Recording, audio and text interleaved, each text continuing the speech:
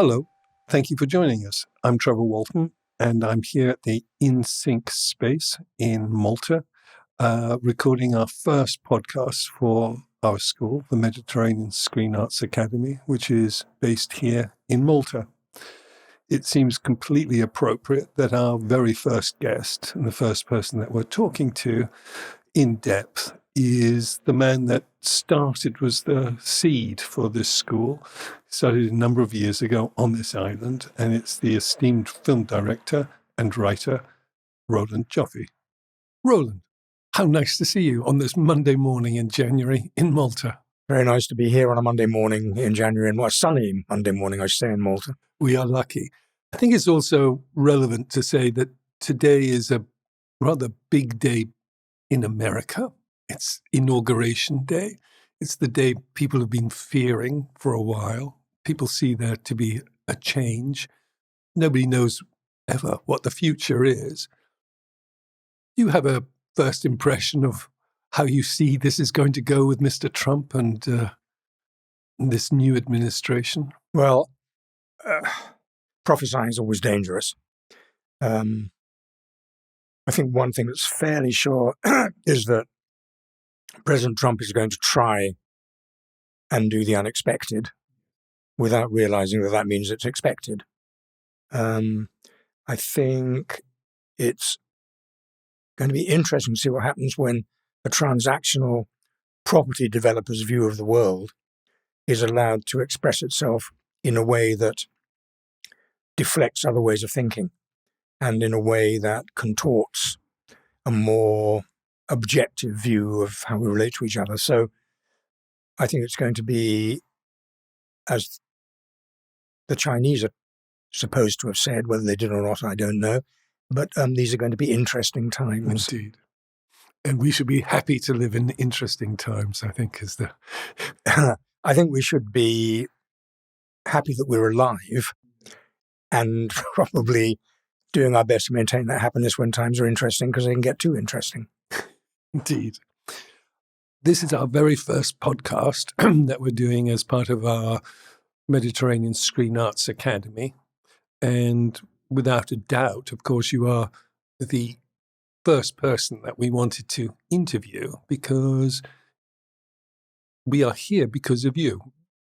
You started a process before I was on board, before any of us was on board, about wanting to create a school and to create something that you had not done before. Can you tell us a little bit about your thoughts? When you first started thinking about a school, maybe you've been thinking about it forever, but what that genesis has been? Well, it's interesting. I have been thinking about schools in a sense for a fairly long time, mainly because I didn't go to film school. And I remember my first times on the sets, I'd sometimes look at people and think, oh my God, you all know what you're doing. And I'm wandering around bumping into the furniture. But then I began to think, well, what kind of film school would one go to? And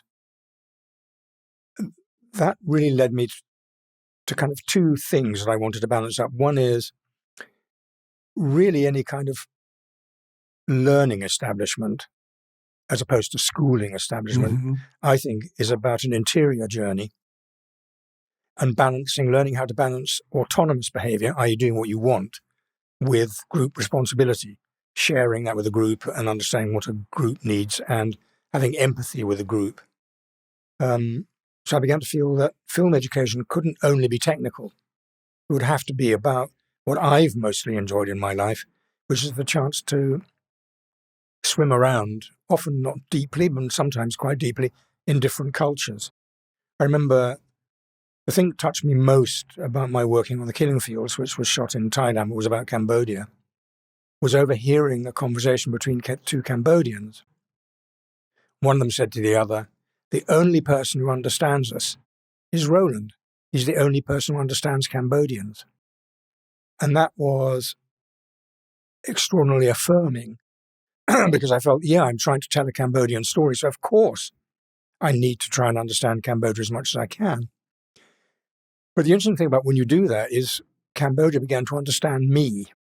And by that I mean, the more I learned about Cambodian history, the way Cambodian culture worked, the way Cambodians and Thai and Southeast Asians socialize, the way they learn to socialize, was a kind of refractive mirror looking at how I'd learned to socialize and how I was taught and what the West meant. And it began to throw a light on an odd thing, which is unconscious bias. The unconscious bias that my generation certainly had, and generations previous had, about somehow the West had got it right. Then that suddenly overturned on its head, and it all became about, with Alan Watts, etc., it became about, we've got it wrong, the East got it right. And I always thought, no, that the decision that one's got it right can't make sense.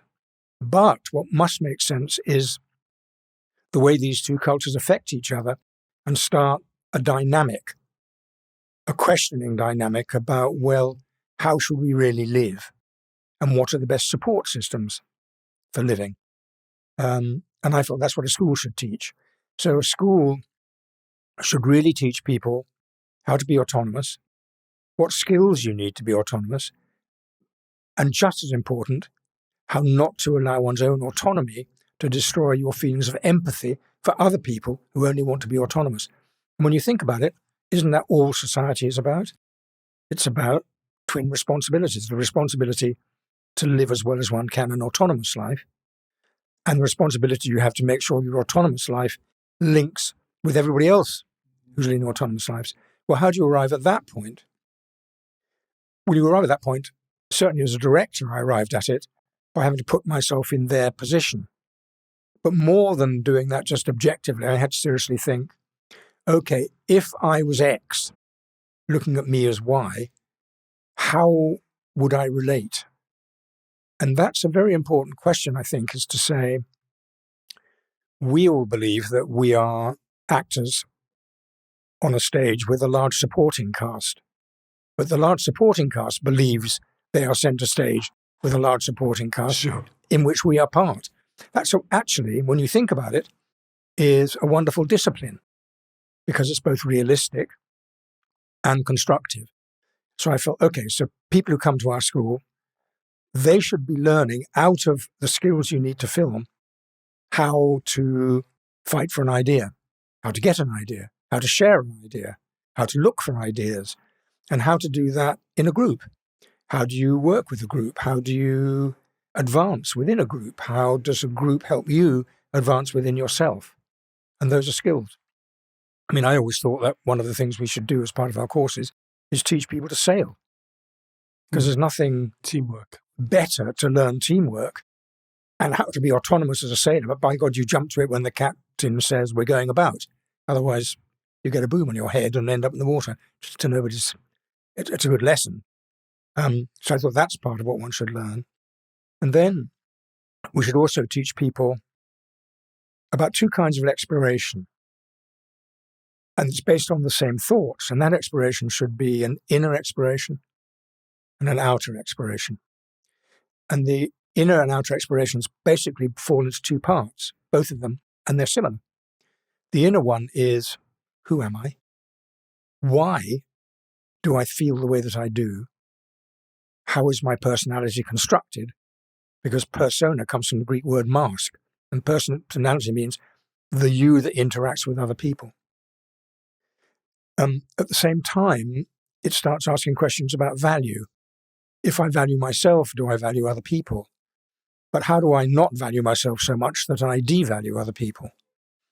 So therefore, I should be using my study of myself to be entwined with a study of other people who are also studying themselves. And what does that mean? That means that we learn that without communication, we don't know who we are. Well, if I don't know who I am, and you don't know who I am, and you don't know who you are, we're going to have a rather bleak dialogue. So obviously, the more we share and the more we open our unconscious minds, the better I think we arrive at that point. And that brings me to the first time I came to Malta, and I discovered that the oldest temples in the world were here. And I thought, yes, that's important.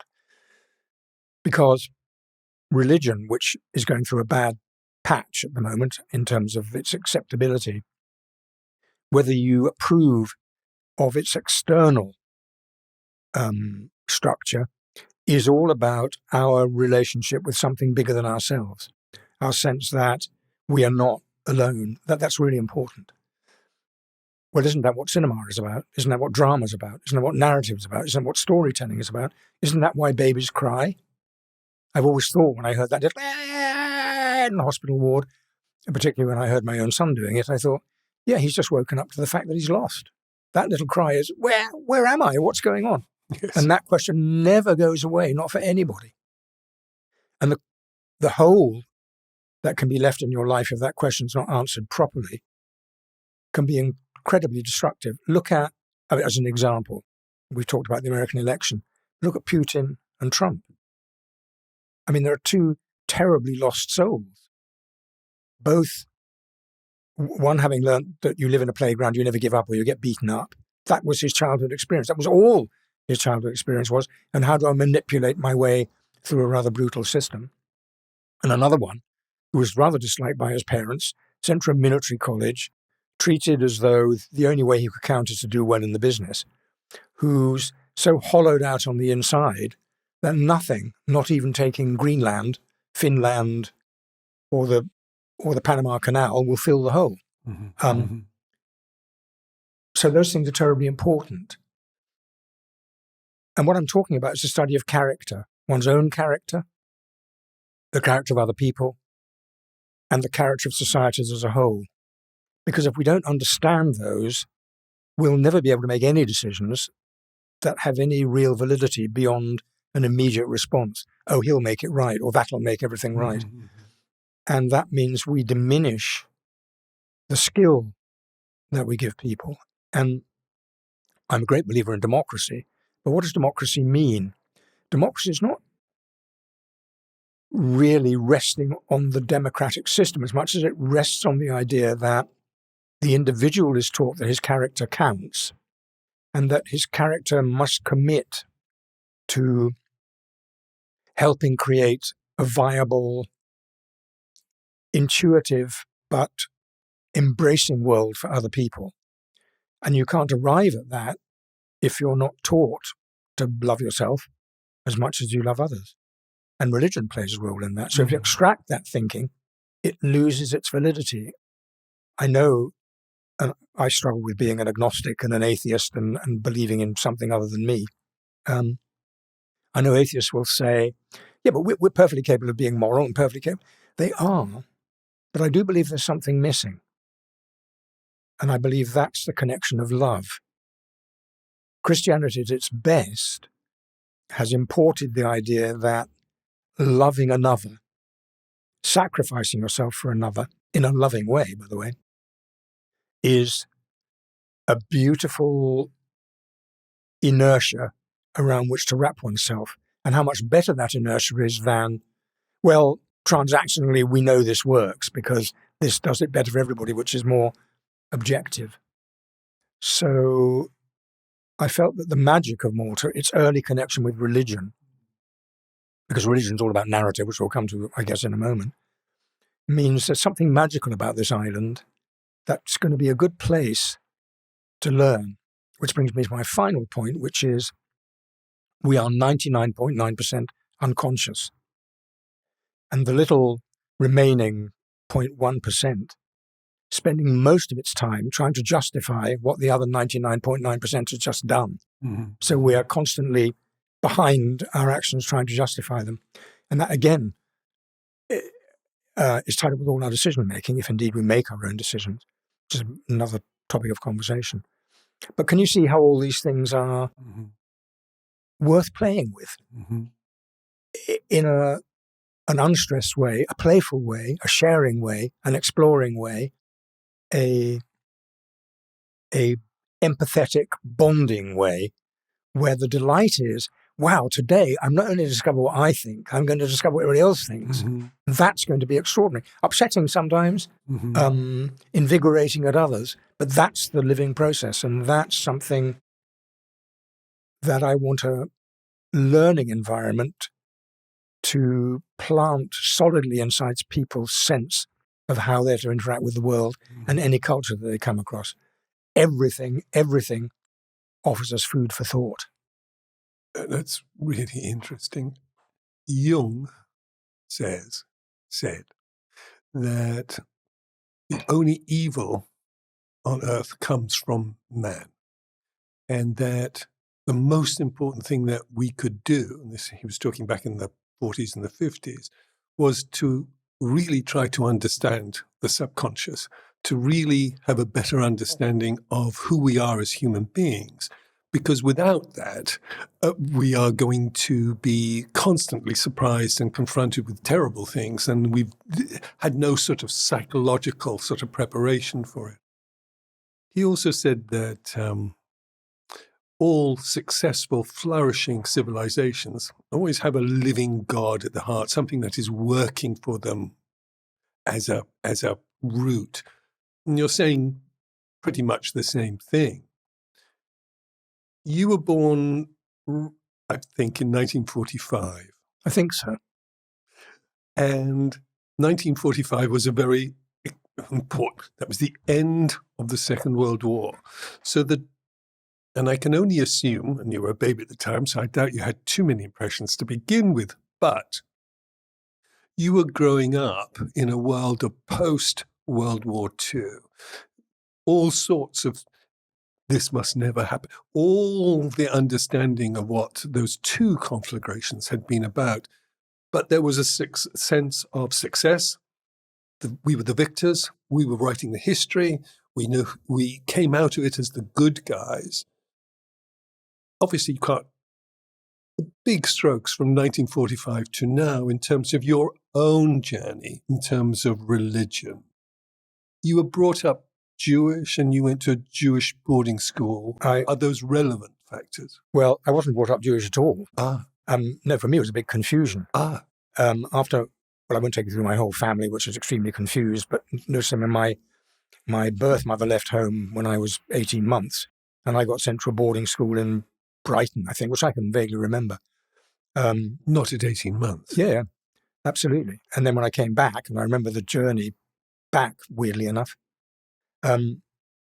my dad had then fallen in love with somebody else who happened to be the daughter of a sculptor called Jacob Epstein, later Sir Jacob Epstein.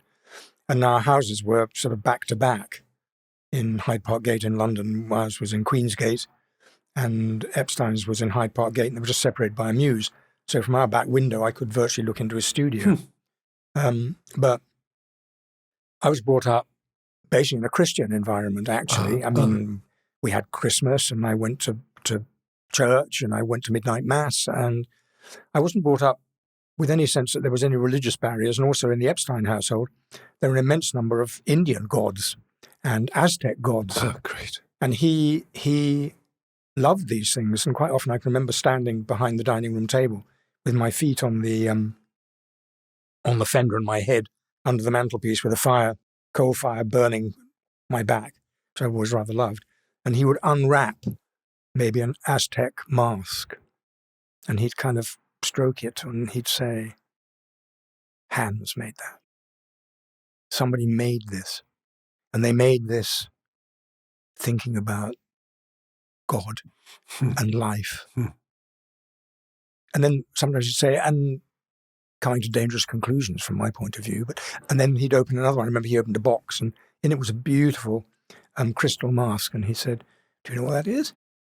I said, "But it's a mask." He said, "Yes, but it's the mask of Nefertiti. Do you know who Nefertiti was?" And I said, "No." And he said, "You should read about her. She was the most beautiful woman in the world at her time." At least that's what people said. She was certainly the richest. So whether she really was the most beautiful, I'm not sure. So there was always a kind of mixture for me of sensual delight in the object, intertwined, married to a great sense of delight in the inner power that guided the hands that formed the object. So that relationship between the material and the immaterial, I think I absorbed as a child without knowing it. What a wonderful lesson to be taught by him. Well, it's a strange thing when you're a child. You're not aware that you're learning lessons. No. And when I say we are surfing on our unconsciousnesses, our unconscious is the one doing the learning. I don't think our rational mind learns very much until we get to school. And even then, it's more a question of training than than real learning, often. So it's true, I used to play in bomb sites. The bomb site opposite our house is actually now part of Imperial College. And there was a big sign saying, do not enter, which, of course, to a child, you immediately did do. But when I did enter there, what was it that I found? Destruction. Ruined buildings, cavernous ceilings, beams at odd angles. And then we weren't allowed in because that destruction was now being redone. But somewhere deep inside, one is aware that that destruction is part of the cycle of that building. Mm-hmm. And that maybe that building was part of the previous destruction, which may have been medieval, or may have been Roman, or may have been Boudiccan, an English tribe, the Celts, who knows. But those things were internalized.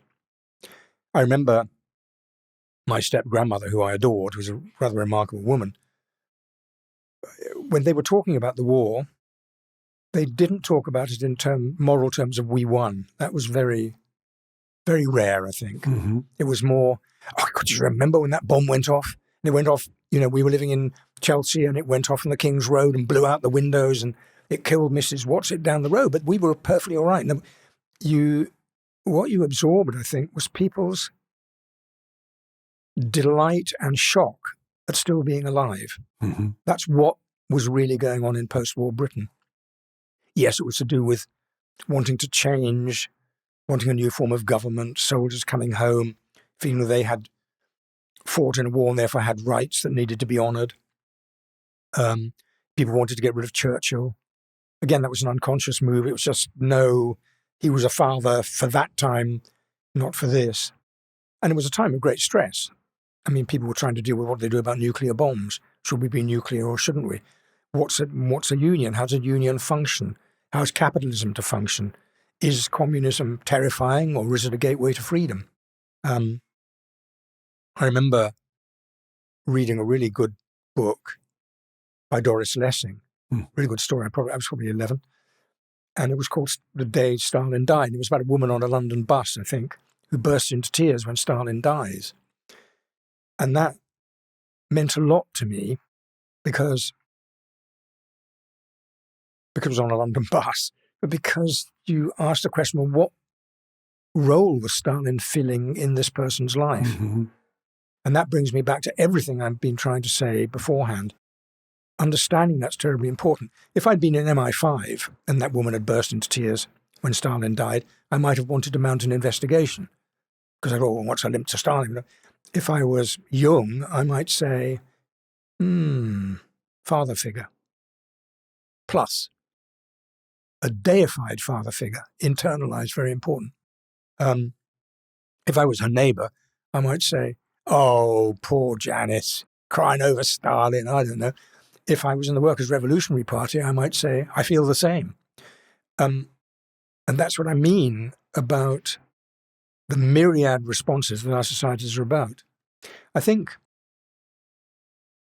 it's probably fair to say that the structure of human beings at a very basic level has not changed for the 100 or so 1,000 years that we've been around. And we basically, in a way, divide up into kind of people whose mental setup is more authoritarian, and that may be left or right, or whose mental setup is more, for lack of a better word, more liberal on either side, conservative and otherwise. So you get more liberal conservatives, you get extremely authoritarian left-wingers, and people say, well, at a certain point, Stalinism and fascism and Nazism met. In some ways they did. In other ways not, but in some ways they did. So that means that this is the problem every single generation is going to have to deal with. The world is not monolithic. And if that sounds worrying, then ask yourself the question, well, if the world wasn't non-monolithic, what would it be? If we were all libertarian, what would you ever construct? If we were all authoritarian, we'd all be dead. So we live in what Marxists used to call dialectical relationship, meaning we live in a world where we have to constantly adjust the way we see it because our view of the world is not shared by often the majority of other people. Mm-hmm. But we can't afford to villainize them. Otherwise, we're villainizing 50% of humanity. What's the point of that? We have to understand, what does that fulfill? And is that mental structure purely the way the molecules in our left and right brains respond to each other? Is it merely learnt? Is it a strange combination of them both?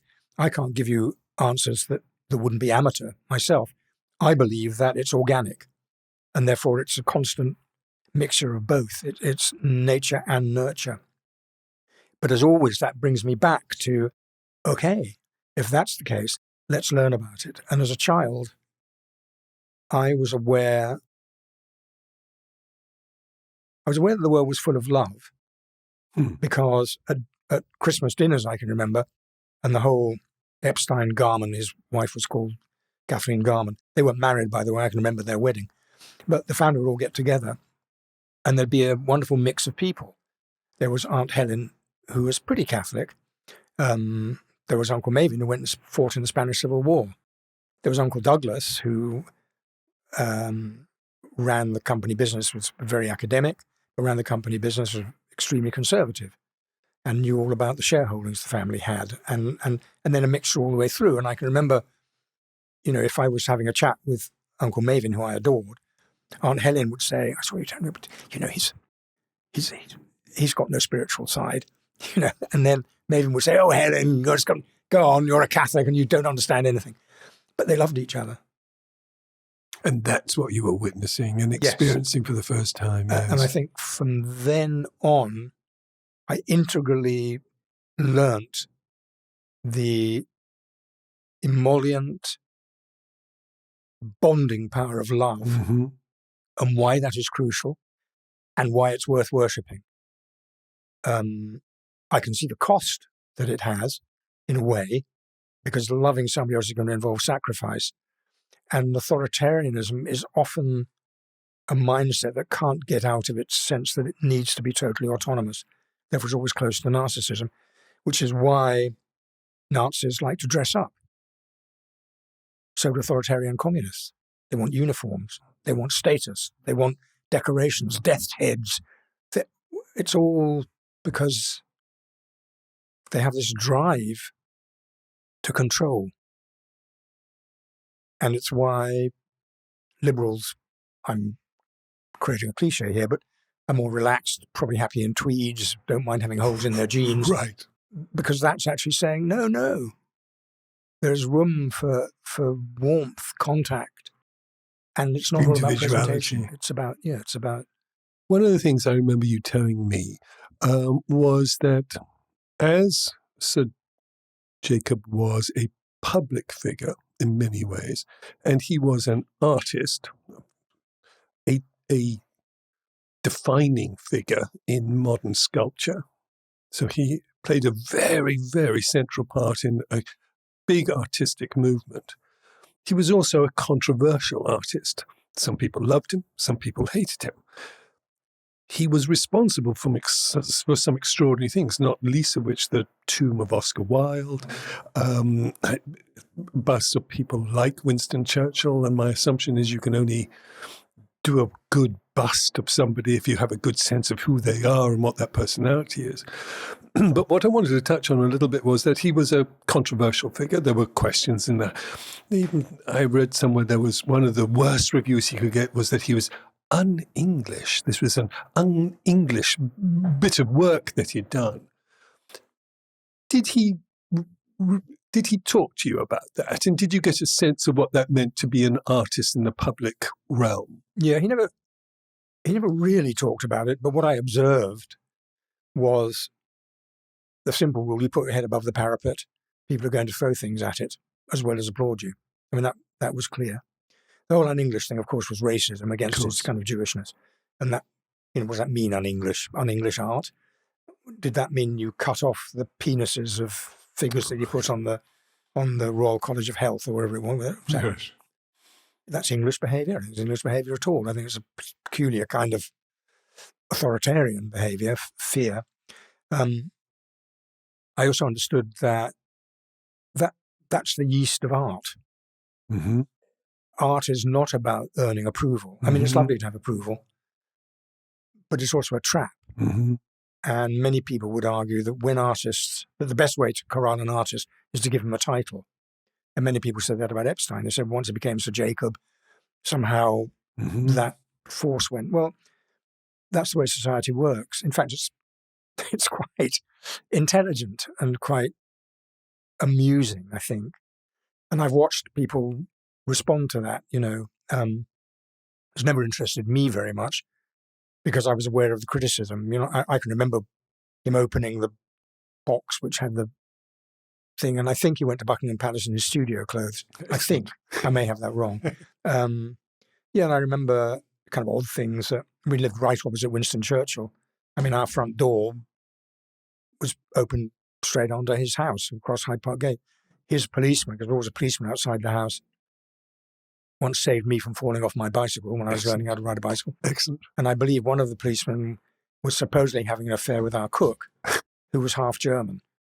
And well, that was interesting. But so I learned. Well, no, you don't learn. You absorb. You absorb and you accept. I thought that life was like that for everybody. I mean, how could I know anything else? But my stepgrandmother was very smart because she also, at a certain point, said to me, we had amongst other people who worked in the house, there were all the people who worked in the studio. And then we had 2 Spanish cooks, I think Gemma and Concha, and a kind of housekeeper lady was called Louise. And Louise lived in Fulham. And I remember at a certain point, I think when I turned about 12, I had to go and spend every weekend with them in Fulham, which I loved because they were a great family. But they lived in a tiny house, little terraced house with their neighbours and everything. And she had a really beautiful daughter called Jennifer, long red hair. But I just saw these 2 different worlds, and I could see my step-grandma was trying to get me to knit them together and get me to realise this was part of a construct, part of a... So that worked. And then at a certain point,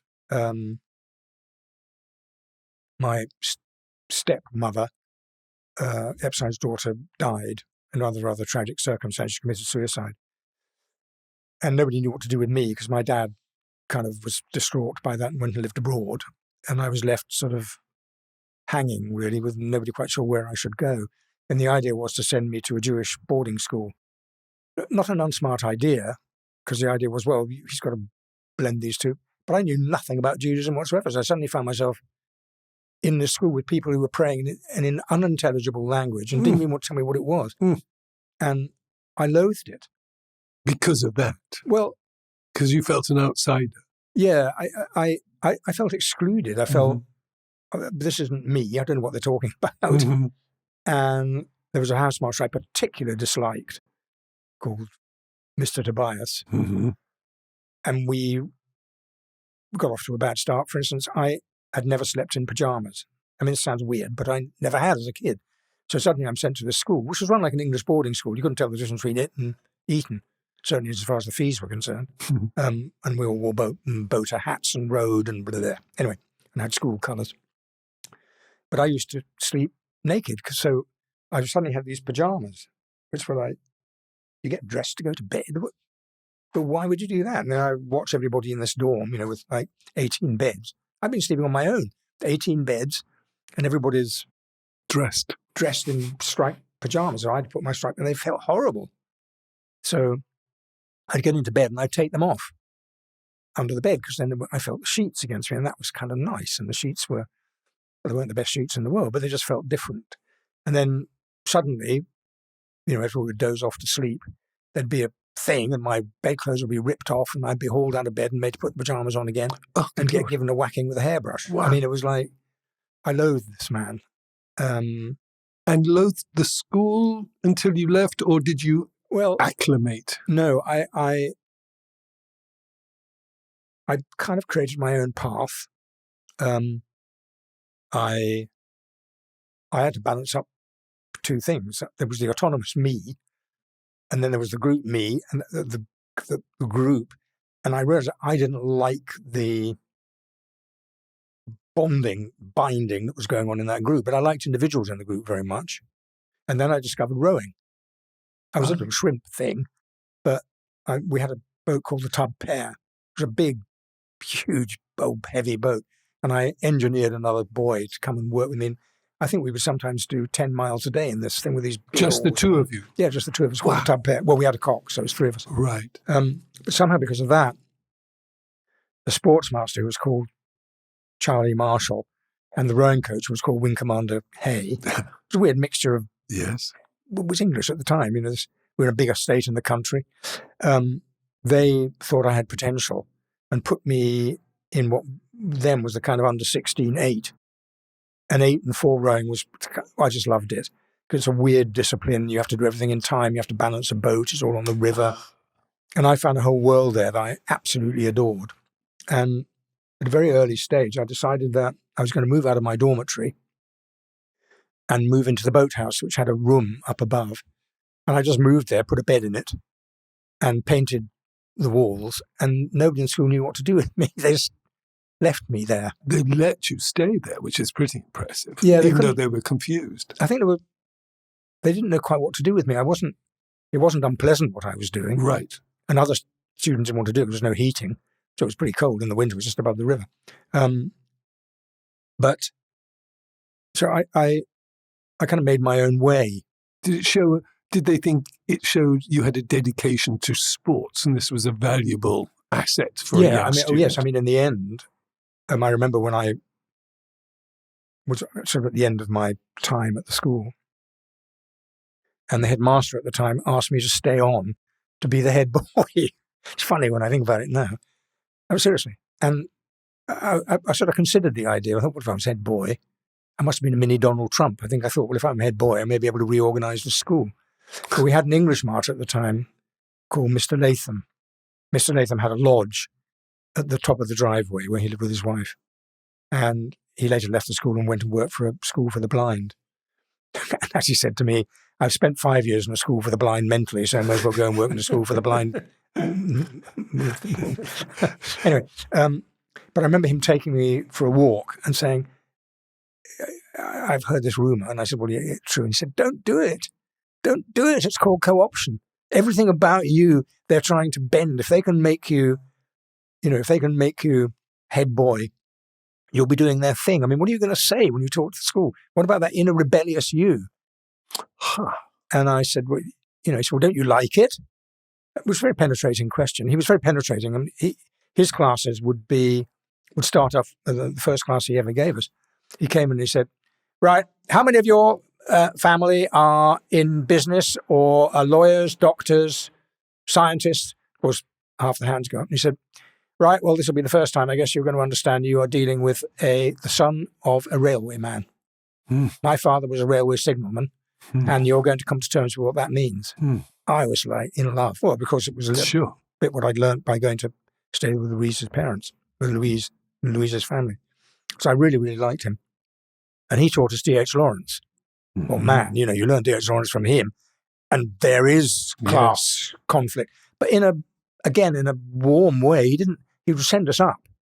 It wasn't like, you're the son of the capitalist. It was be like, there's another side to the world, guys. So he did it in a palatable way. Oh, yes. But very profound teaching. Yeah, very profound teaching. It sort of links perfectly, really, because what I'm aware of, and correct me if I'm wrong, is that once and you went to Manchester University, which is quite a specific choice, but I wonder if it's connected with what was clear that for a long period of time, your work was quite political, very class conscious. When I think of the Play for Today's that you did, the Spongers, and all were really looking at really tough working class questions at a time when people were listening. But I'm curious, you sort of said it. I mean, those influences that brought you, that as soon as you started telling stories on film or on film,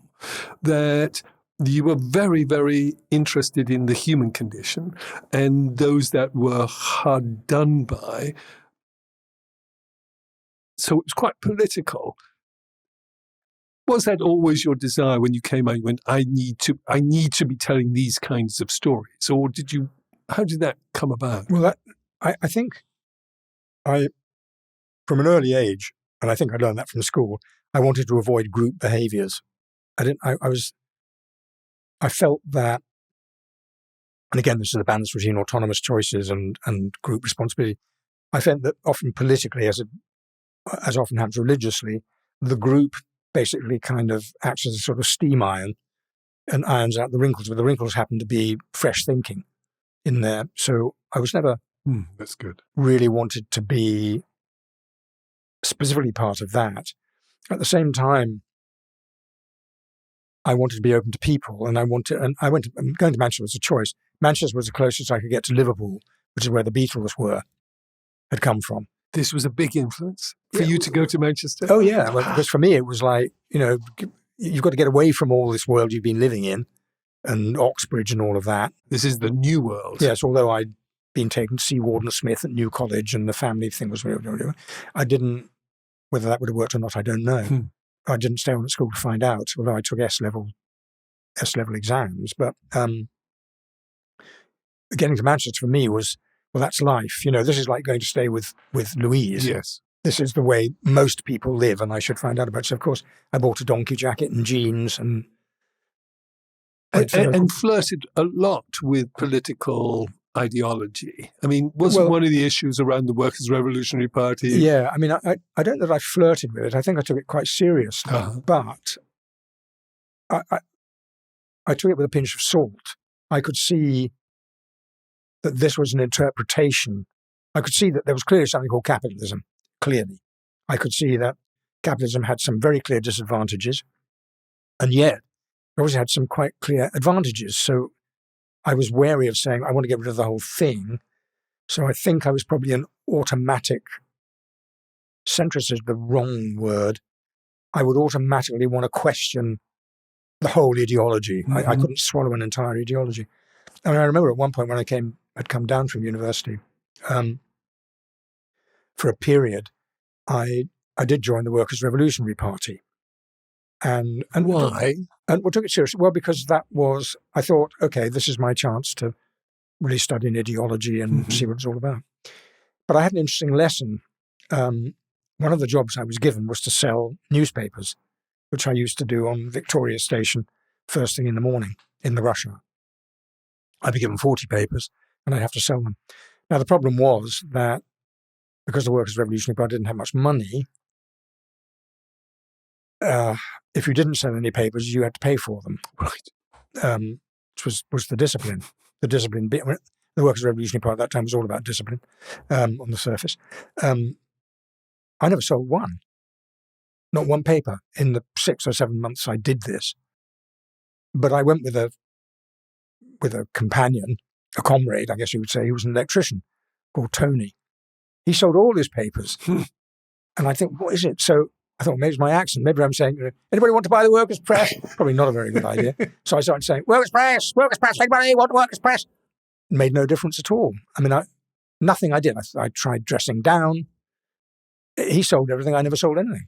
Anyway, but I was paying for everything.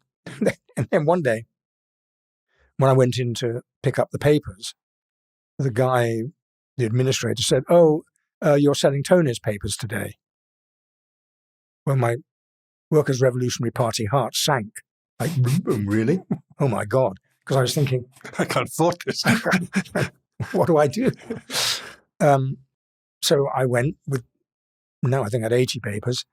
And then when I threw them away in depression, because I didn't sell any of them, and I didn't even have the support of Tony, who I'd always see on the other side of the platform going up and down. Anyway, when I got home, I got a telephone call from Tony. And he said, hey, right, I've got your number. And I said, oh, good. Is everything okay? He said, yeah, I'm not coming in anymore. And I said, oh, really? He said, yeah, they kicked me out. I said, really, why? He said, well, it's a long story. He said, but my wife is pregnant. And she didn't want me spending so much time because, we're worried about the pregnancy. which is worried about miscarriage, didn't want me spending so much time away from home. So I went in and told them that, and they said, if you don't sell the paper, that's personal, get out. Now, that was a low-level administrative behavior, but it was very autocratic. And I was shocked. And I said, well, Tony, that's unbelievable. And then he said, but can I ask you something? And I said, yeah. He said, you've given me a bit of a hard time. And I said, really? Tony, why? What have I done? He said, it's that fucking newspaper. I said, what about it? He said, how did you sell so many copies?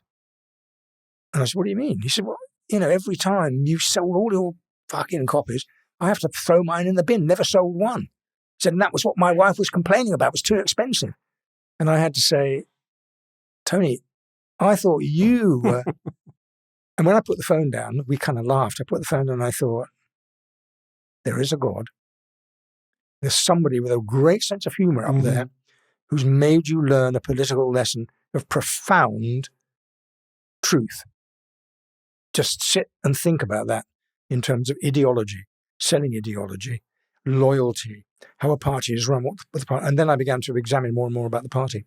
And at one point, I remember going to a meeting at which a group of quite powerful actors, who should be nameless,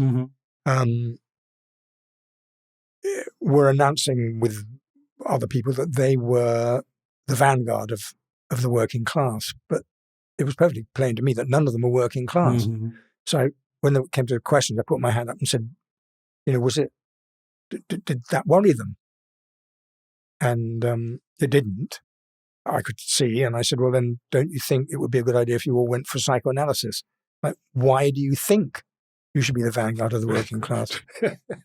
However, I had to apply that to myself as well, to say, well, when you make films, what are you actually doing? Am I doing it as a dedicated socialist, or am I doing it, insofar as I can be, in a more open-minded way, talking about and limiting myself to exposing a very particular injustice? And I decided that it had to be the latter, really. But I also understood by doing that, I was taking away a number of props, and that some filmmakers who I grew up with at the time are still making those kind of films. Good for them. I mean, that's fine. But I realized my journey wasn't to be that. And I didn't want it to be that because there were other pressing questions. There are questions about class, of course, questions about capitalism, of course, questions about socialism and how we organize ourselves. But for me, there's another pressing question, which is, but why, at a fundamental level, are we doing all this? I.e., why are we here at all? I mean, is this just pure chaos and pure accident?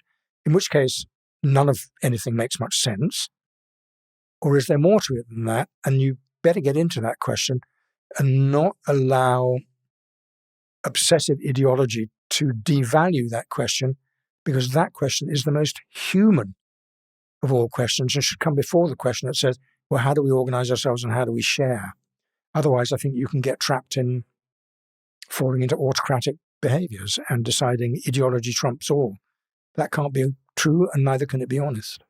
So that's very nicely explained, because as an outsider looking a little bit at your career, this extraordinary, privileged, somewhat bohemian childhood, which clearly, regardless of the number of people that you seem to be moved between, whether in Fulham or Aunt Helen or your dad or whatever, that what you got a sense of all the time was, I am loved.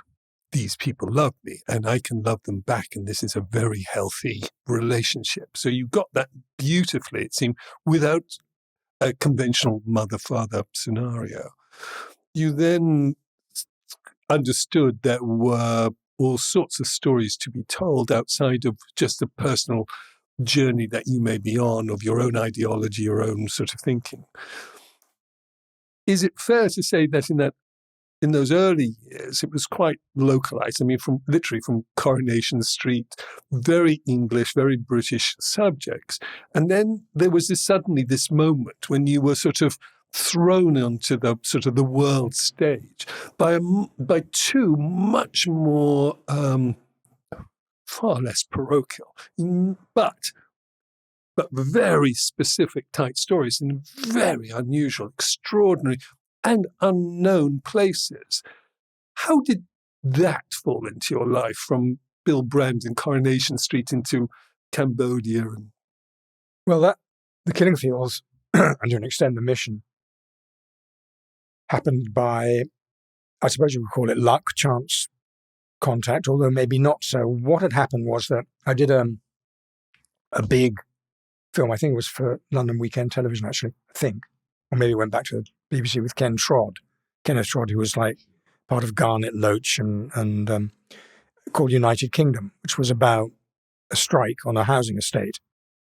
And there was a character of police chief played by Colin Welland, who I really liked.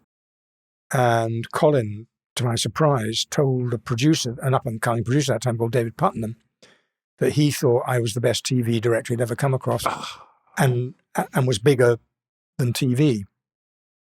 And David acted on that and watched my work, and later said to me, no, the reason I chose you is because somehow your work busts off the screen. Everybody else manages to fit into a screen, and yours is like happening all over the place, and you appear. He said, and I love that. What happened was he asked me to come and see him, which I did, with some trepidation, because at that stage I felt, I'm just beginning. What do I know? I still ask the same question, but I still feel I'm at the beginning. But I went, and he talked a little bit about the films he'd made. He'd just done Chariots of Fire, which I liked because it was about a religious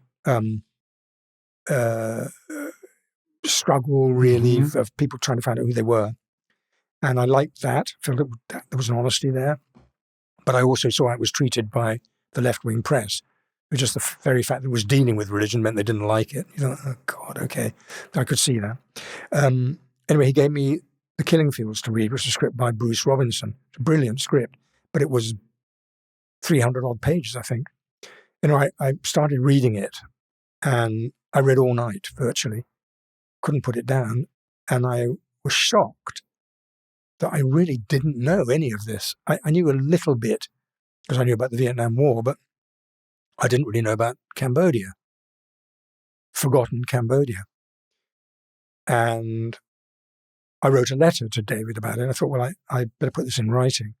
Basically what it said was, apart from the fact I thought the script was amazing and the politics were really remarkable, I said, but I have to say that I think many people will tell you this is a war movie. And I'm writing this to tell you, don't believe them, it isn't. This is a love story, and it's about friendship. And I think friendship has been deeply devalued. I think friendship, on a par with marriage and any other human relating that you like, is crucial to human behavior and crucial to a healthy society. And the responsibilities that come with friendship are really important to explore. This is about two men who develop a friendship, and that friendship grows under stress, I think. So it's a love story, a friendship story. Then I forgot about it. And I began to develop a film with a producer friend of mine called Robert Buckler, really lovely man. We decided to do something about Angola. So I was really beginning to think a little bit internationally, but it was the story of two dustbin men who got a job as mercenaries in the army of a man called Colonel Callan, who was a total psychotic. And it's the story of what happened to these two dustbin men. It was far from a comedy, but I was writing it and I got very, very involved with it.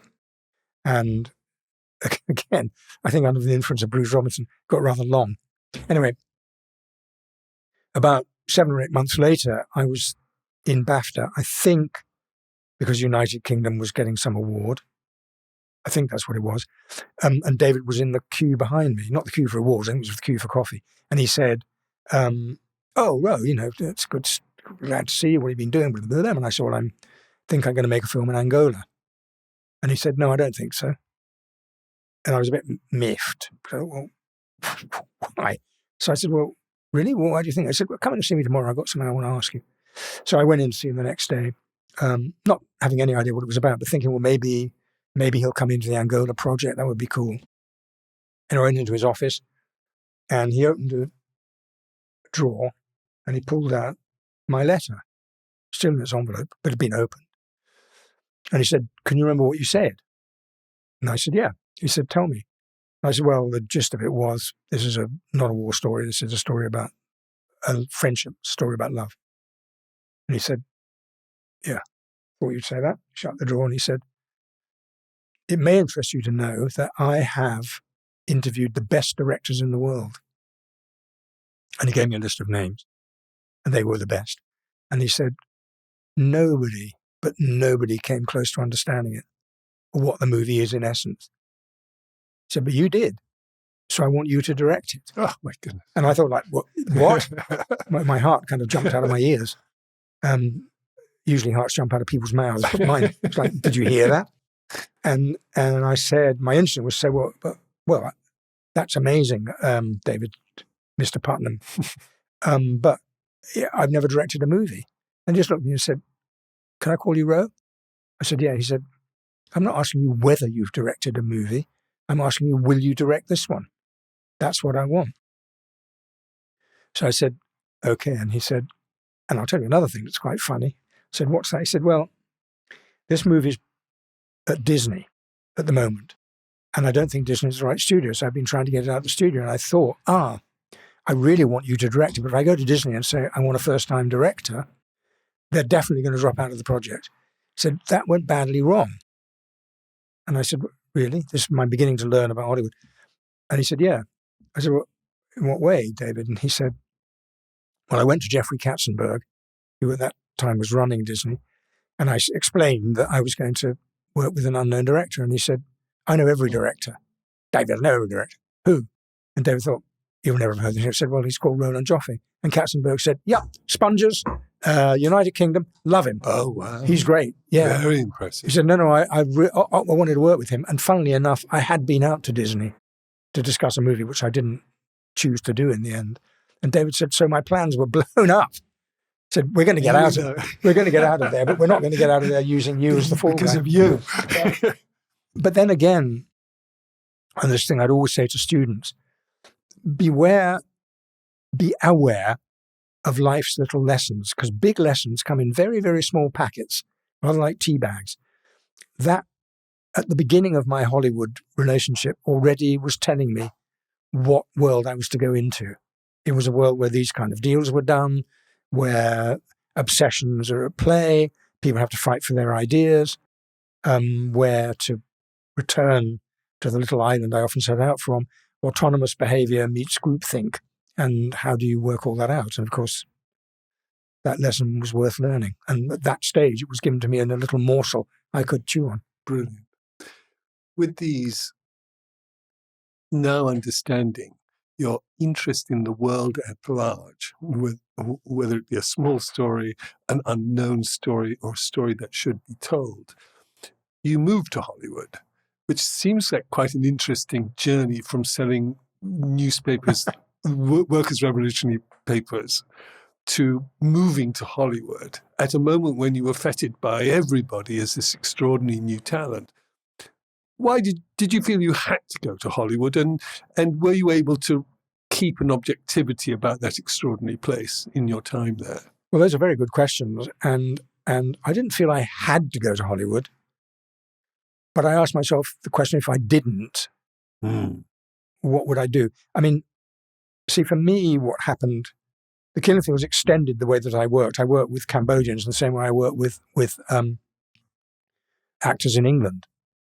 And that was to do with trying to understand them, understanding that every actor has their own flow, a bit like a river, like a stream, and you can't interrupt that flow. If you interrupt that flow, it'll flood the plane, but it won't do anything. Something you may divert it, but you can never interrupt the flow that an actor has, because that's his means of expression. And if you kill that means of expression, you're going to kill the actors. But it was based on the idea of, well, if I'm working with people, what do I need to know about them? So let me now spool us back to another life lesson that I got, which you'll see the relevance of when I finish the story. When I was training, when I moved from the theatre, because at a point I worked at the National Theatre with Laurence Olivier and did my first play there when I was like 23, I think, which was The Bacchae, talking of Jung. But when I got asked to go to Granada to do a training course, I really wanted to do that because movies, I love the idea of movies. I spent every Saturday morning watching Saturday morning cinema for kids. Go down the road, all the kids would be screaming and shouting, and there would be Dan Dare or The Lone Ranger, whatever it was on the screen. So I loved all that. I loved going with my step-grandparents to see Lawrence of Arabia, Bridge over the River Kwai, The Ten Commandments. I mean, I loved all of that because, my God, it took you into another world. So I was totally enamored. I mean, it was like the most wonderful affair. You were suddenly in some other extraordinary environment. So I leapt at the idea of being able to do cinema because I knew more than theatre that would provide me with the challenges I wanted.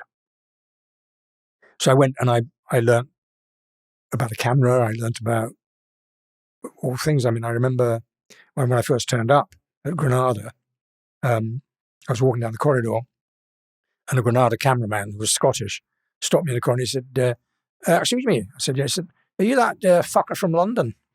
And I said, well, I'm from London. He said, yeah, well. He said, what the fuck are you doing here? I said, well, I've come. He said, you've come to learn to be a director? Is that what you think? He said, I'm a cameraman. I've been doing this for 15 years. Why aren't I fucking learning to be a director? Ooh. Well, it was a very good question, which I didn't have an answer for, except to say, well, I didn't choose myself to be. I got chosen. He said, well, I'm going to show you something. I'm going to show you something about skill. Do you think you can do it? He said, come down with me. So we went down to the studio. It was a long, long studio.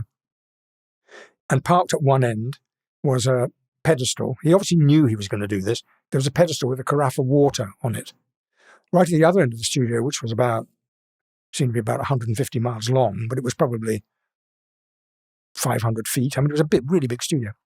There were parked big television cameras, which were on Vinton dollies. And at those stage, television cameras were big. I mean, they stood 6 foot high. They looked like Daleks. I mean, and they were on kind of rollers and gas operated and really heavy. And he said, okay, watch that screen because what I'm doing, you're going to do next. And he climbed onto his dolly and pushed it with one leg down the studio, like this, right up to the carafe of water on its pedestal. And I'm watching the screen. And I realized something odd is going on because the background is changing, but the water, apart from one tiny, tiny fraction, stayed totally in focus. And then he climbed off and he said, can you fucking do that? And I said, I don't think so. He said, case closed. So get on that dolly, try. I couldn't even push the dolly in the direction I wanted it to go. And he started laughing. Anyway. That was a sobering lesson for you. It's a sobering lesson. But small lesson, it taught me you better work out what depth of field is and how that works. And this is how the technical side's going to work. So it was like, oh, you better do it. But I realized I went back to that guy and said, look, I'm the fucker from London, but teach me how to do that. He said no, but another cameraman said yes. And that was the life lesson of that moment. Anyway, the second life lesson was, I got through all that thing. I did the local news and down the line with London and chat shows and the band and a woman who had a pet jackdaw that lived in a hat on her head and ate I don't know, there was everything in a band, And anyway, after a time, I seemed to progress up the thing and I was told I was to do a documentary. I was quite excited. And the documentary was to be 15 minutes, was going out on the local news, and it was about a girl called Anne who was autistic but had been cured. And I was to start shooting in 2 days' time. Well, I didn't know that much about autism, so I read as much as I could about autism, really prepared myself. And I went out with a camera crew and we began to film Anne. And I think the shoot was like 4 days. At the end of the second day, I realized things were going badly adrift here.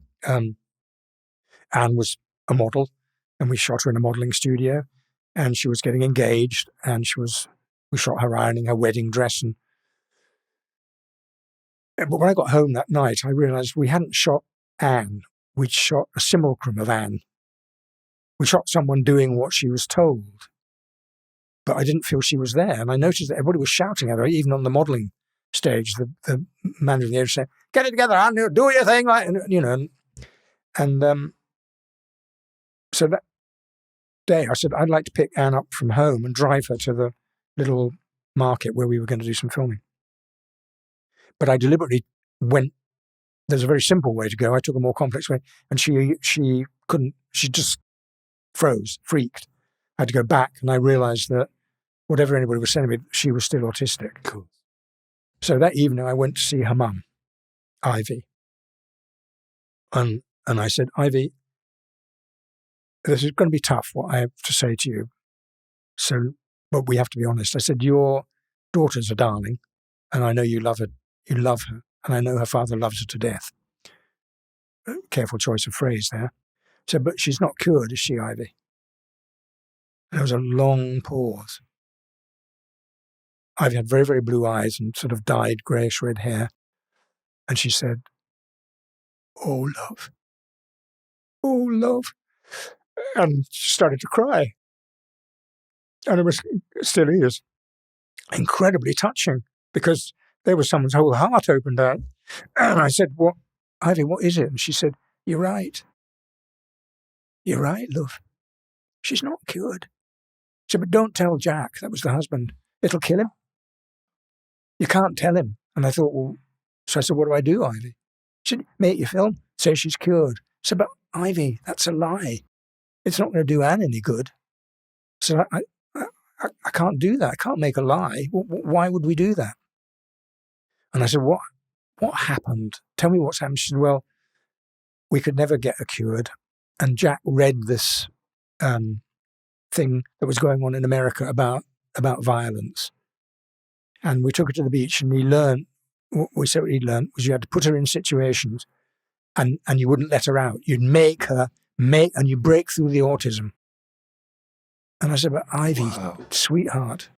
So forgive me, I'm not a psychiatrist, but it's clear to me, if autism, as we thought it was at the time, and maybe still do think, is based on the fact that the person involved's nervous responses are so much more powerful than ours, that they're basically closing themselves off because the stimulus is too big.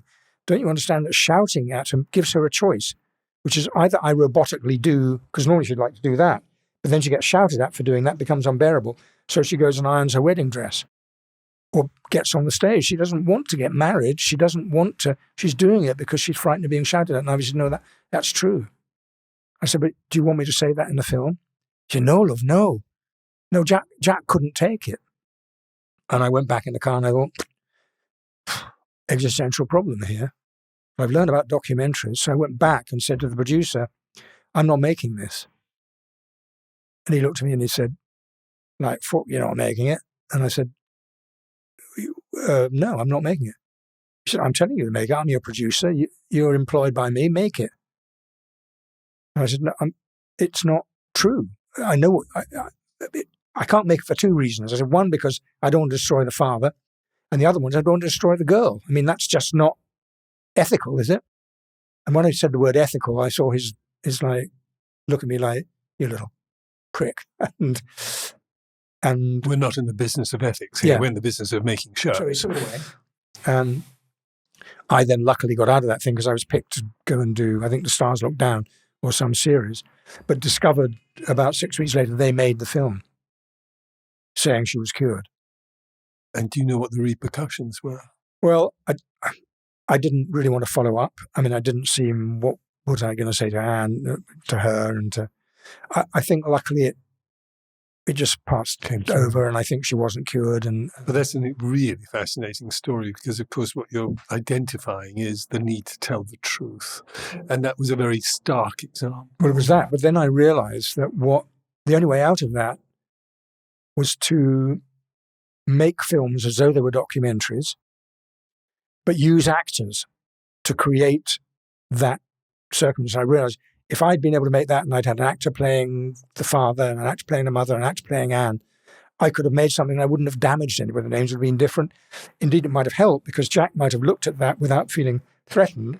He may have believed or may not, but it would have gone into his world without destroying it. And that was the route for my wanting to do the Sponges, United Kingdom, and really everything I've done afterwards. At one point, David Putnam, I remember saying to me, he said, showed your film to Dickie. Dickie was Richard Attenborough. He said, and Dickie loved it. And he said, how does he make it so real? How does he do that? And the answer to me was very simple, is I let go. I worked with a tribe of Indians, the Wayanana Indians on the mission, who I went and discovered. It's another whole journey of great excitement to go down the river in Colombia for 4 days on my own with a mad Colombian Neapolitan loony but wonderful man, as my sole companion, and find myself trying to work with a Stone Age tribe and not destroy them or me or him. But I used exactly the same technique. No, technique's the wrong word. I used exactly the same way of relating to them. Because what I did was I went and I just wanted to learn about their world. What was it like? They were very different about me. Some of them had never seen a white man. Some had. Some had been involved with a local missionary and had seen sort of very primitive television. So they were basically a Stone Age tribe, but with kind of fraying edges. Anyway, they knew nothing about cameras or anything like that. And I'd been told by anthropologists the usual thing, don't take a camera with them. And I thought, okay, well, they must, let me think about that. So I took a Polaroid. Because I was told, don't take a camera because they'll think you're stealing their souls, etc., etc. So I took a Polaroid, and when the time was right, I think on my second day there, I took a Polaroid of myself. Of course, all the kids were fascinated by me. So I was surrounded, just like De Niro is in the film, because obviously I was white and weird and an object of fun, but also interest to kids, So when I took this Polaroid photograph, they were all fascinated by what was I doing. And then out came this black and white thing, which was me. And they look at it, and they look at me, and they look at, and then they said, could they do it? So I said, sure. So they all did it, but they all got a photograph. So now they knew what this thing did. It wasn't stealing their souls. And they took that and showed it to their parents, who suddenly wanted to come and have their photographs taken as well. And they all got Polaroids. Once that had happened, we had little Jenny, which we started up, and I did the same thing. I did a little video of myself. And I did a little video of the kids. And they were all watching on the screen, and they think this is like, I don't know quite what they thought it was, but they loved it. But not a threat. It wasn't a threat. They absolutely loved it. And when we'd got to that stage, I told them the story of the mission, sitting in a hut, playing on a drum, while Salvo, who spoke a tiny bit of Wayanana and a bit of Spanish, and they spoke a tiny bit of Spanish, I told them the whole story of the mission. And at one point, it was very noisy. Everybody was walking up and down in this hut, which is a long hut, in bamboo, and people were feeding babies and walking up and down, and I thought nobody's listening, but they were. And one man suddenly got up and he raised his little loincloth, and there was a brand. And that was done in 1950. So in 1950, in Colombia, they were still branding indigenous people. But I learned a lot from that group, exactly as the Jesuits would have learned. Of course. And I learned some really extraordinary thing. And what I did learn, which for me was a very, very powerful lesson, was the way they bring up children. And this is on theme, you'll see. One day I was sitting in the village square. I was feeling a bit poorly because we'd done an exorcism the day before, which involved me eating an awful lot of maize wine.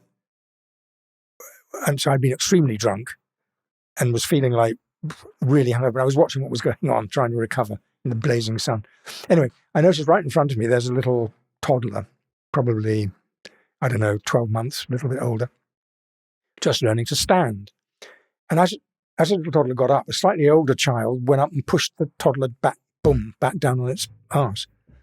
And that happened 2 or 3 times. And the little kid started crying, the little tiny one. And I thought, that's interesting. And right across the open circle, because the houses were built in a circle, quite a long way away, was a young woman turned around. She was obviously the mother. And what happened next was sublime. because she watched. The child gets up, her little thing gets up on its wobbly legs, boom, gets pushed down again, bursts into tears. The mother talks to a girl, calls a girl over slightly younger than she is, who talks to another girl slightly younger. And as I'm watching it go around the circle, the ages are going down until the final message gets to a girl who's probably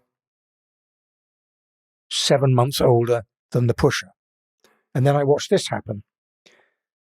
Little one gets up, pusher is about to push, slightly older girl pushes the pusher down. Boom. There's a pause. The pusher looks at the slightly older girl, looks at the one she's pushed down, stands up, and gets ready to push the little one again. It also stood up. And the slightly older girl does this gesture. And the little girl did what pets do if animals will do if you confront them. They kind of look away and fuss. The girl went off, played with somebody else. Okay. I thought, that's good parenting. 5 weeks later, I find myself in Medellin in the airport, completely painted with tribal tattoos. Trying to work out how I'm going to get home like this. And knowing I'll never get to the Hilton Hotel in Cartagena or wherever I was going. Anyway, but we are called into the lounge for departure. But Colombia being what it is, and Avianca, which is sometimes called Avia Nunca, which means never flies, being what it was, we were stuck in this room for 4 hours.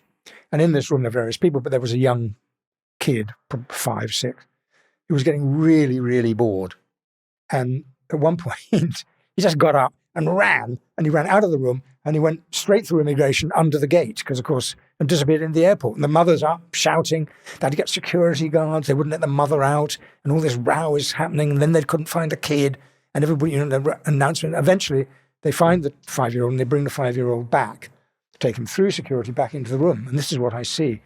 The mother, God bless her, is really angry, relieved, and she bends over the child and said, "Don't you do that again." And I'm looking at this little child, looking at this, and I think, bad parenting.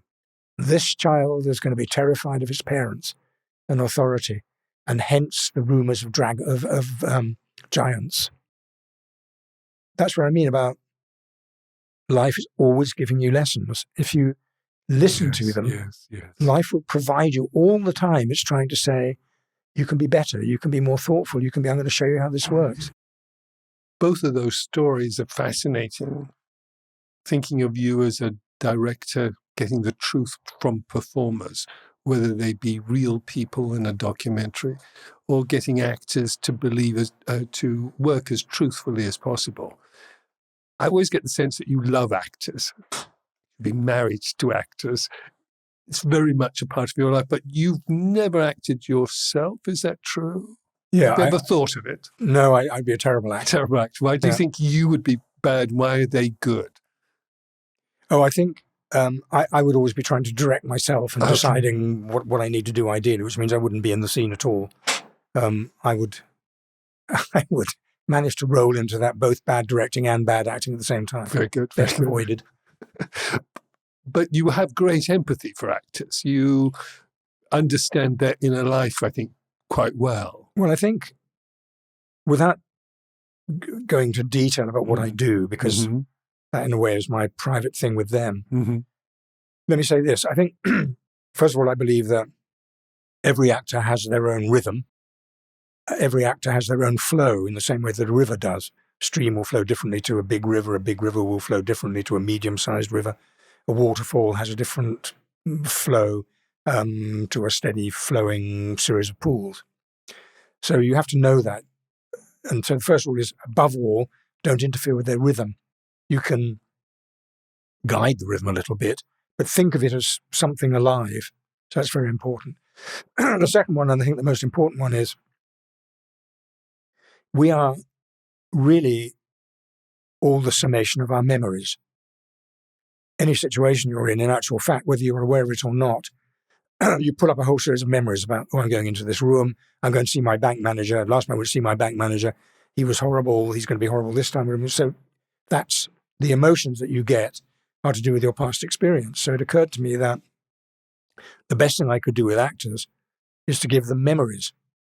Of the character they're playing. Yes. Yes. And that those memories would be very free, but they would be provided with a sense of what the screenplay was about, but not like on the nose about the screenplay, but about things that the character would have in his or her unconscious. And that those things, if they were profoundly enough felt, would crop up, even if the actor didn't do it consciously, and you'd be tapping into the actor's unconscious. And that works very well. It's an odd thing because I deliberately don't script it beforehand. I mean, I know roughly what it is I want to say, but I believe that it needs to be a moment of real creativity. So it's not me reading a list of things. It's me working with the actor who has his eyes closed, and I'm watching their face as I say what it is that I'm saying. I remember once working with a really, really good actor, and at the end of this section, I was describing a memory to him, and I said, you are going to see your father. You haven't seen your father for 10 years, and he's dying.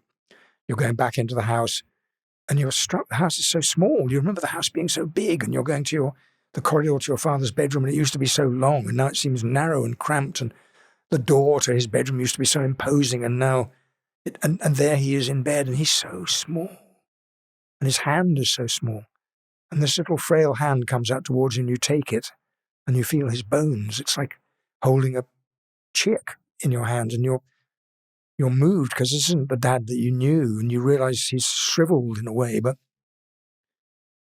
you don't know whether to hug him, you don't know whether to mourn the powerful dad that you've lost, but he calls you close and he whispers in your ear and he says, my son, 10,000 people go to the bullfight.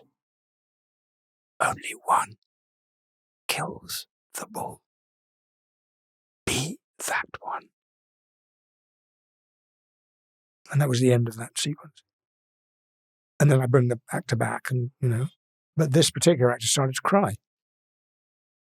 And he said, Roland, forgive me, I've never cried in front of a grown man in my whole life. I don't know what's happened. I said, that's fine, that's the way it should be, to have a cup of tea. So we're sitting there, and then he said, but you got to tell me something. And I said, well, he said, how do you know? I said, how do I know what? He said, how do you know? You must have known that, but I've never told anybody. I said, well, I'm not sure what you're saying. He said, what you said, that's what my father said to me. He was a Spaniard. That's exactly what he said to me. Extraordinary.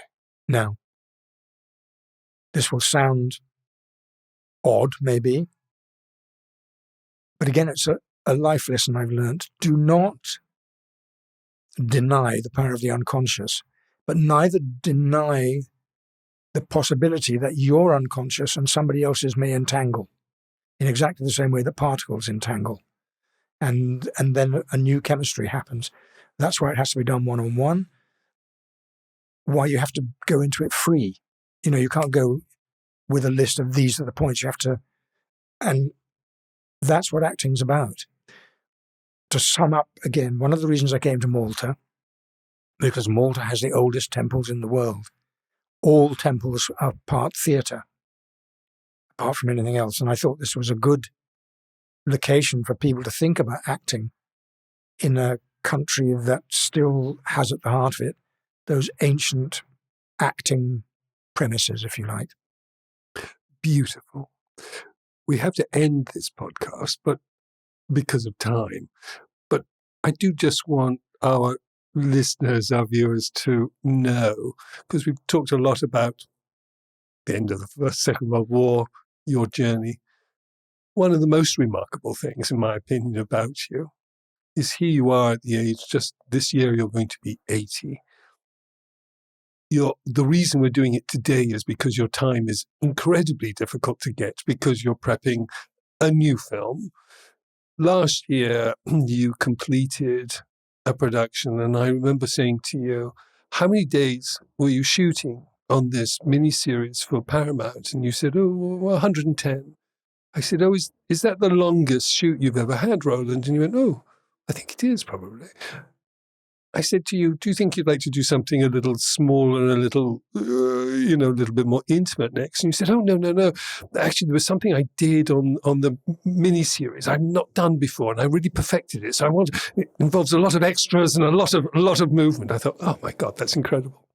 So here you are, where we know a lot that we live in quite an ageist time. We'll have lots and lots of very good director friends whose careers came to an immediate halt at 60 or 65. You're about to do this movie with John Travolta, quite a controversial movie based on some extraordinary new information. I know we're not here to find a single answer for this, but at your age, can you look and see what it is that's allowed you, apart from obviously good health, to be able to continue to be interested and focused to keep doing such confrontational work? I think, obviously I've thought about this a bit, not maybe as much as I should. I think this comes back to ideology. Ideology is a very rigid structure, and ideology is an odd mix because it's both a view of life and a set of rules for how you live it. And we are in a very ideologically rigid age, oddly enough, not necessarily politically, but certainly socially, in which people ideologize as opposed to idealize certain times of their lives without realizing that that means they then will act those roles out. Mm-hmm. I don't have an ideology about age. I would like to work until I drop, mm-hmm. and that's where I get my fun. And I'd also like to kind of honor my wife and make her feel that I love her and my kids and do that as much as I can. So I don't have an ideology that says, oh, you're getting old, you should give up. I have a sense of, as long as life is offering me things to think about, I should honor life back and say, yeah, you want to play? Then, give me a call. I'll be in the playground first thing in the morning. I think that's the way to think about it. So I would say to anybody at any stage of life, beware of being ideologized. In the same way we don't like being told exactly how to behave in terms of our gender, do not be told how to behave in terms of your age, because neither of those behaviors are actually based on any reality, Sure. Just on a sense of kind of schematicized rules, which are often used because they're really more concerned with your commercial value than they are with your inner life. Sure. That's absolutely right. But it doesn't necessarily, maybe it does, to keep that motivation, to keep that curiosity. Nothing to do with whether you are behaving like a man of your age or not, which of course is fantastic, that let those shackles disappear. But to keep motivated, to keep thinking there are stories that you must tell or want to be at the helm of telling. Not everybody keeps that. A lot of people come to a point in their careers and they go, you know what, I don't have anything else to say. I mean, I understand that happened to Ian Forster, the writer. He said, people said, why did you stop writing novels? He said, I had nothing else to say. I thought it was interesting. But you do. Well, poor EM. I mean, he's also a writer who said, connect, only connect. I'm very surprised he said that in a way. Yes. I think more realistically, he should have said, I've stopped listening. Ah, very good. Yes. Yes. And for me, listening is the key. Yes. And also, I don't feel my life is in any way complete. Mm-hmm. I feel that it's bits and bits I've got together and bits. And like when I write, I'm somebody else. And later I'm writing another story about a missionary in Taiwan, which has just been bought and we're going to make into a movie, I'm pretty certain now. But in confronting his life, he married a Taiwanese girl and it's an extraordinary romance. I had to ask myself questions all the time about, well, what's love? What's he doing? What's his relationship with? And I'm really asking myself those questions, although I'm being somebody else. Mm-hmm. And the character's asking me the questions. And I realized that the real secret, I think, to wanting to be in the playground is A, to keep listening, but keep listening because you've never so far heard enough. Brilliant. I think that's a very nice place to stop. I have one request of you. We've talked for an hour and a half or more. I feel we've barely scratched the surface. Would you come back and talk to us more, perhaps after you finish the film or some other time? Because I feel we have so much more to cover with you. No, I'd love to come back. I mean, anything in the service of the school and anything to get people to understand that film is a cultural artifact you should pick up and use, because it offers much, and it will, if you use it in the right way, expand who you are as a person. So anything I can help to do that, I would very happily do. Fantastic. Thank you so much, Roland, for being here today and talking to us. Thank you. Thank you so much for spending this time with us and listening and hearing these extraordinary stories of Roland's. We have asked him to come back. I hope he'll come back regularly, because this is a remarkable career. And one of our goals at the school is to collect those stories of remarkable people in our remarkable industry. And so Roland is quite rightly our first participant. And I'm sure we'll have more conversations with him again. Until then, thank you so much and see you soon.